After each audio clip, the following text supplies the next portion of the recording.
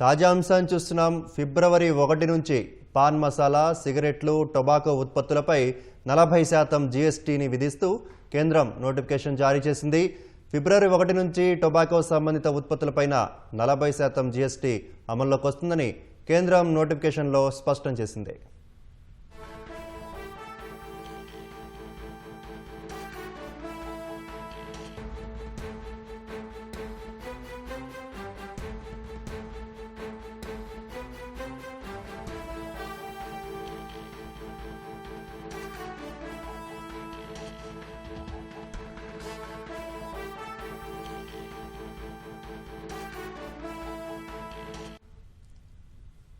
తాజా అంశాన్ని చూస్తున్నాం. ఫిబ్రవరి 1 నుంచి పాన్ మసాలా, సిగరెట్లు, టొబాకో ఉత్పత్తులపై 40% జీఎస్టీని విధిస్తూ కేంద్రం నోటిఫికేషన్ జారీ చేసింది.